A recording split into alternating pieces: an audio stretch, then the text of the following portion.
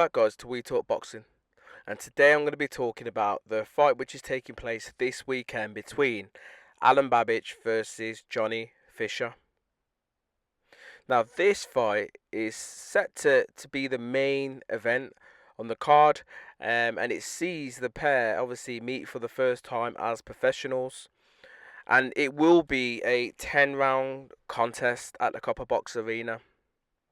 But the event itself is pretty much headlined as the next gen event. So the promoters of this event pretty much believe that a lot of the fighters on this bill are potentially going to be some of the next prospects or potential superstars in boxing in the next few years to come. And obviously it sees the pair obviously of heavyweights pretty much headline this event. Now, in terms of both boxers. For those that are not familiar with Johnny Fisher or Alen Babic, both guys have had near enough similar amount of bouts to date. Johnny Fisher's had 11 fights with 11 wins, 10 KOs to his name. Whilst Alen Babic, on the other hand, slightly more fights, so he's had 13 fights in total, 12 wins, 1 loss, and 11 KOs to his name. So both guys are pretty much fairly similar in terms of stats and fights that they've had.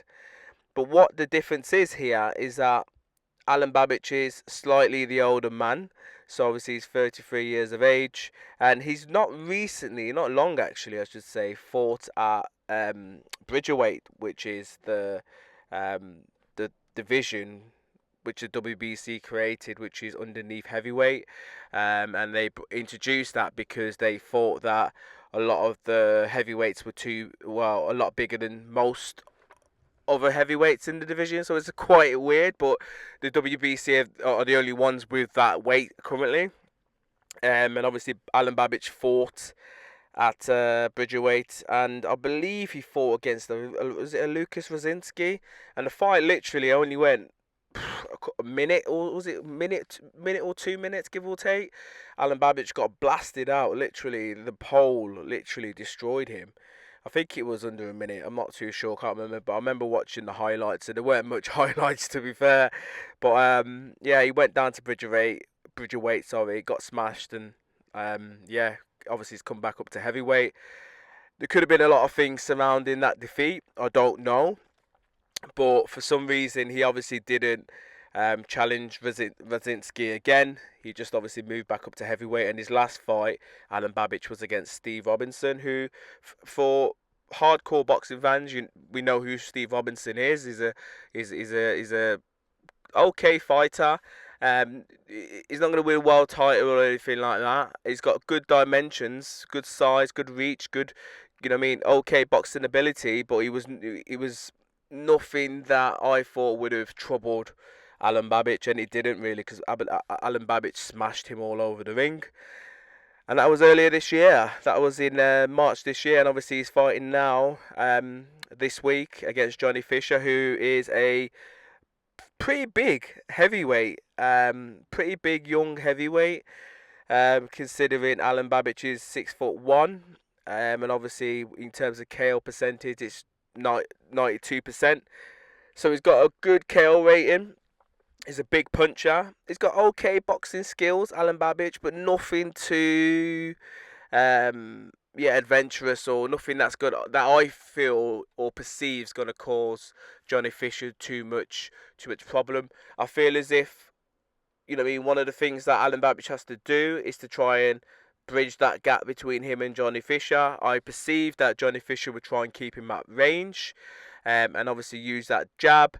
And as Alen Babic is coming in, obviously I'll probably try and like throw the uppercut or the hook to catch Alen Babic on the way in, because he's obviously a slightly taller fighter, bigger reach, arm reach that is, so he has to box that distance. If he allows someone who's tough, rugged, and wants the war to bridge that distance like Alen Babic, then Johnny Fisher could be in a lot of trouble.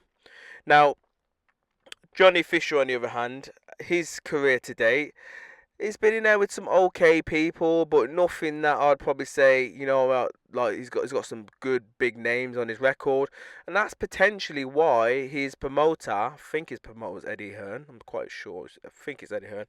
Is pretty much throwing him in with Alen Babic because Alen Babic is considered a small heavyweight. Obviously good pedigree, Babic, but it's nothing. You know what I mean?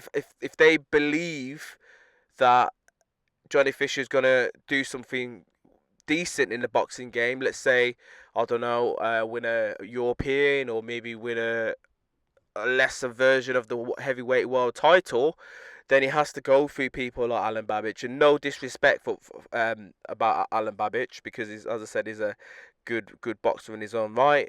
But Johnny Fisher's 25 years of age. So Eddie Hearn believes that Johnny Fisher could do something in the game, so he's stepping him up slowly. So I like this opponent. I like this opponent because it's not a massive name and it's someone that I believe that Johnny Fisher should win, and it's a 10-round decision. I don't see this one going the distance because both guys are big hitters, and in terms of their gas tanks, I'd probably say Johnny Fisher's probably got the better gas tank, but as I said, their record today, their KO record percentage screams out knockout this fight.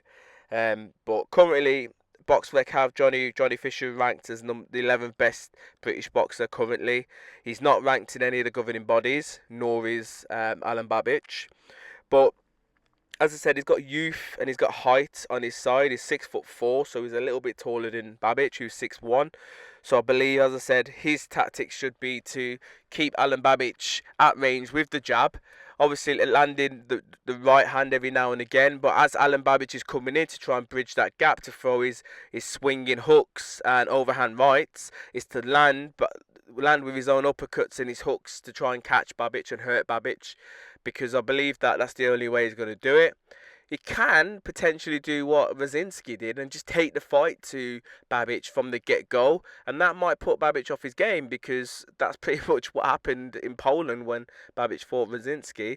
He obviously somehow got took off his game and got blasted out there. But yeah, I believe this should be a decent fight. I don't believe it's going to be a fight that's going to go the distance, and I believe or perceive, I should say, that Johnny Fisher will come out the victor. But yeah, you guys can let me know your thoughts. How do you see this one going? Are you like me? Do you believe that Johnny Fisher's going to come through this quite comprehensively, or do you reckon he's going to be asked a few questions in there, or do you believe that Babic could actually pull off a big upset because that's what it would be at this stage in their careers? But as always, guys, let me know your thoughts in the comments below. Please subscribe and comment. Bless.